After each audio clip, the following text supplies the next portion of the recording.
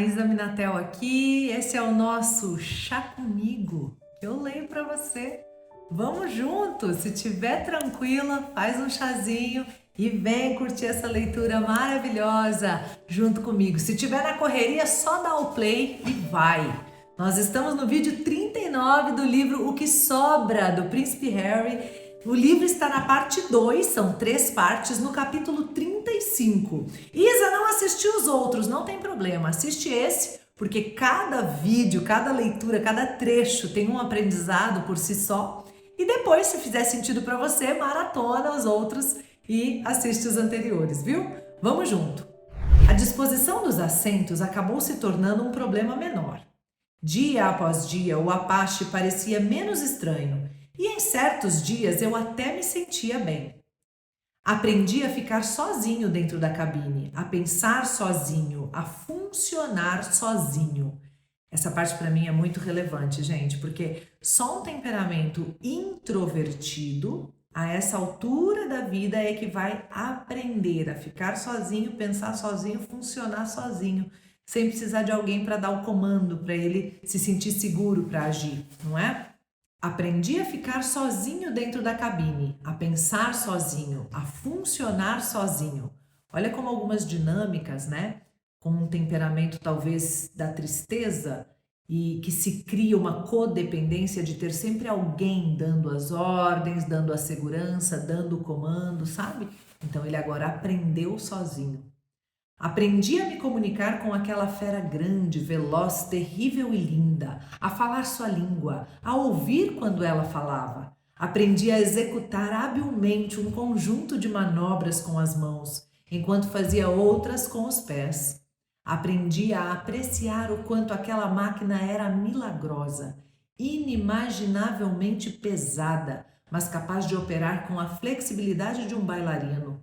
O helicóptero tecnologicamente mais complexo do mundo e também o mais ágil. Entendi porque apenas poucas pessoas no planeta sabiam pilotar Apaches e porque custava milhões de dólares treinar cada uma dessas pessoas. E então chegou a hora de fazer tudo à noite. Começamos com um exercício chamado o saco, que era exatamente o que o nome indicava. Dentro da cabine do Apache, com as janelas cobertas, o piloto tinha a sensação de estar dentro de um saco de papel pardo. Precisava obter todos os dados sobre as condições fora da aeronave por meio de instrumentos e medidores. Apavorante, inquietante, mas eficaz. O piloto era forçado a desenvolver uma espécie de segunda visão. Depois, levamos o Apache para o céu noturno de verdade. Avançamos ao redor da base, aos poucos expandindo nosso raio de ação. Eu estava um pouco trêmulo na primeira vez, em que sobrevoamos a planície de Salisbury, pairando por cima dos vales e bosques desolados, onde penei e pelejei durante meus primeiros exercícios. Em seguida, eu estava voando sobre áreas mais populosas, depois Londres, o Tâmisa cintilando no breu, a roda gigante London Eye piscando nas estrelas, as casas do parlamento, o Big Ben e os palácios. Fiquei curioso para saber se vovó estaria lá dentro e ainda acordada. Será que os corgis estavam se acomodando para dormir enquanto eu fazia giros graciosos sobre suas cabeças peludas? A bandeira estava hasteada? Na escuridão, eu me tornei totalmente proficiente com o monóculo, a parte mais surpreendente e emblemática da tecnologia do Apache. Um sensor no nariz do Apache transmitia imagens através de um cabo até a cabine, onde se conectava a outro cabo que alimentava um monóculo preso ao meu capacete, na frente do globo ocular direito. Pelo monóculo, eu obtinha todas as minhas informações acerca do mundo exterior. Todos os meus sentidos estavam reduzidos a esse pequeno portal. No começo, meio que parecia escrever com o dedão do pé ou respirar pelo ouvido, mas depois se tornou uma segunda natureza. E por fim, se tornou uma coisa mística. Certa noite, sobrevoando Londres, de repente fiquei cego e por meio segundo pensei que ia despencar no Tâmisa. Vi cores brilhantes, sobretudo verde esmeralda, e depois de alguns instantes percebi: Alguém em terra firme havia me acertado com uma caneta laser. Fiquei desorientado e furioso, mas disse a mim mesmo para me sentir grato pela experiência, pelo treinamento. E também fiquei perversamente agradecido pela lembrança perdida que isso despertou. Mohammed Al-Fayed dando a Willie e a mim canetas laser da Harrods, loja de departamentos da qual ele era dono. Ele era o pai do namorado da mamãe, então talvez estivesse tentando nos conquistar. Se essa era a sua intenção, conseguiu. Achamos aqueles lasers geniais. Nós os brandíamos de um lado para o outro, feitos sabres de luz. Capítulo 36. Já perto do fim do meu treinamento nos helicópteros Apache, no aeródromo de Watchung, em Suffolk, tive mais um instrutor. O trabalho dele era dar os toques finais. No primeiro encontro, enquanto trocávamos um aperto de mãos, ele me olhou com um sorriso cúmplice de quem sabe das coisas. Retribuí o sorriso. Ele continuou sorrindo. Sorri de volta, mas comecei a ficar curioso. Qual era o motivo? Achei que ele estava prestes a me fazer um elogio ou pedir um favor. Em vez disso, ele perguntou se eu reconhecia sua voz. Não. Ele disse que fez parte da equipe que me extraiu. Ah, em 2008? Sim.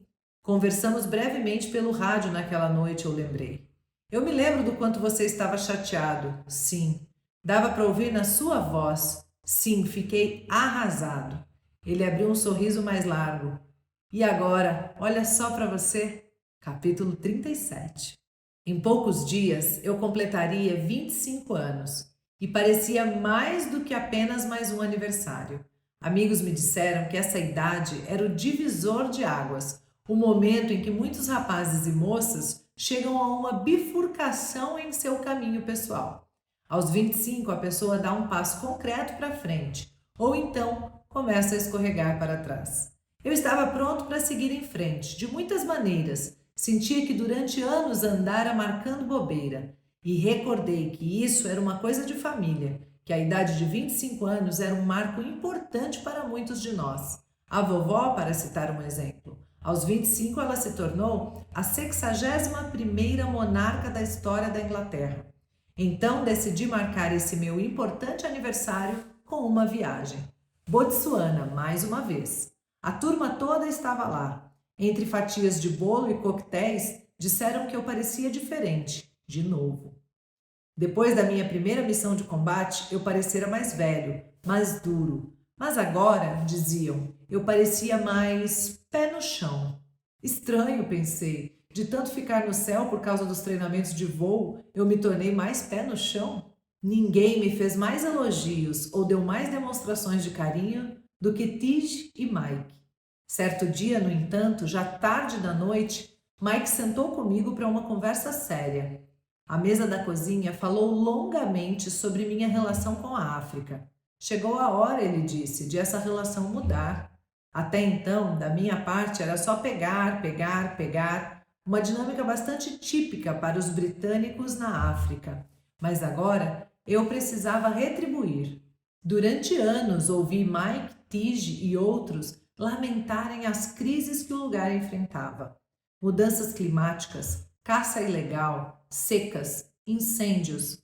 Eu era a única pessoa que eles conheciam com algum tipo de influência, que tinha uma espécie de megafone de ressonância global. A única pessoa que poderia realmente fazer alguma coisa. O que eu posso fazer, Mike? Jogue um pouco de luz. Capítulo 38. Nosso grupo se amontoou em chatas para subir o rio. Acampamos por alguns dias, exploramos algumas ilhas remotas. Não havia viva alma por quilômetros e quilômetros ao redor. Numa tarde, paramos em uma ilha chamada Kingfisher. Preparamos coquetéis e assistimos ao pôr do sol. A chuva fazia a luz parecer rosada. Ouvimos música, tudo suave e real, e perdemos a noção do tempo. Na hora de ir embora, de volta para o rio, de repente, nos deparamos com dois grandes problemas: escuridão e uma baita tempestade. Dois problemas que ninguém quer encontrar no Okavango. E os dois ao mesmo tempo estávamos em apuros.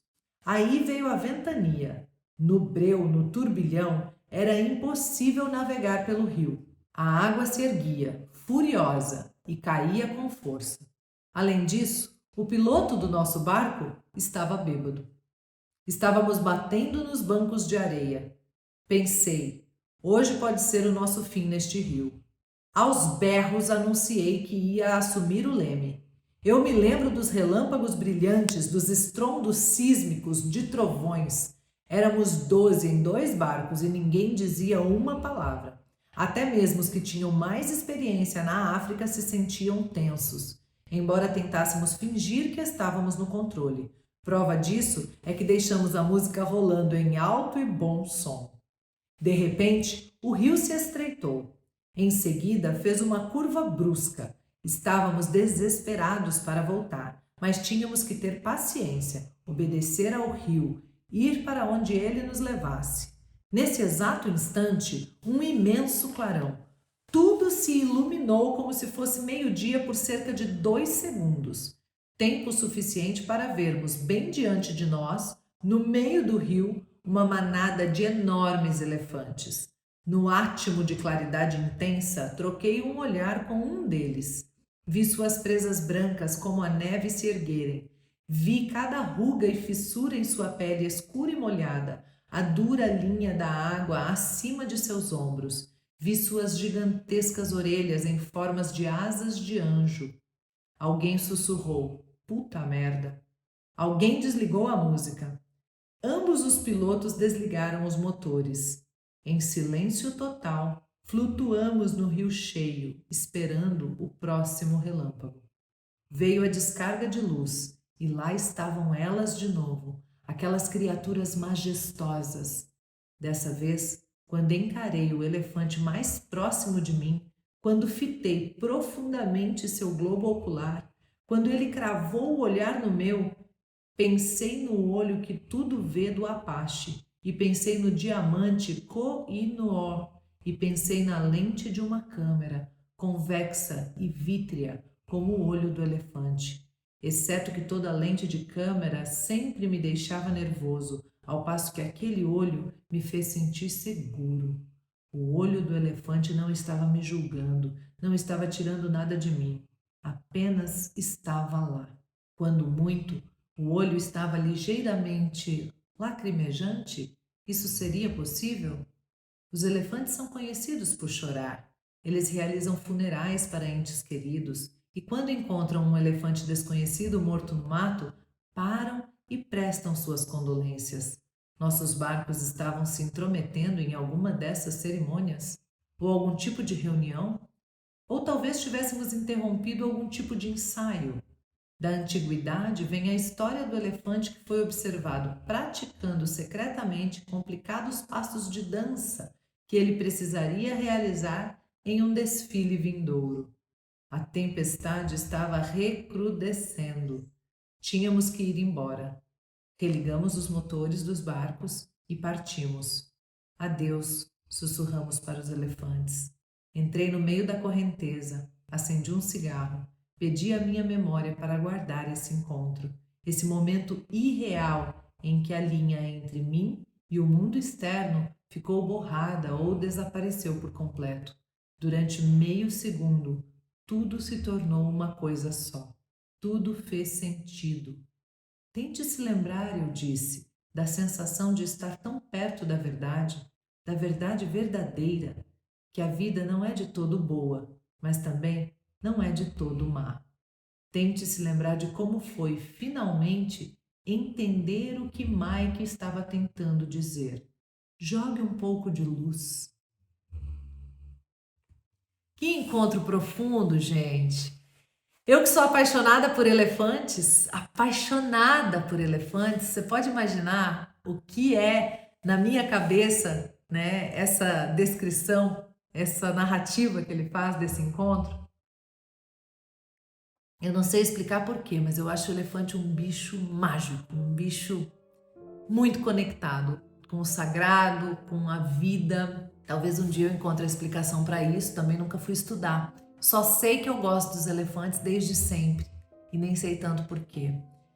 Mas ele ali olhando para o fato de que ele só tinha retirado vivências da África, né?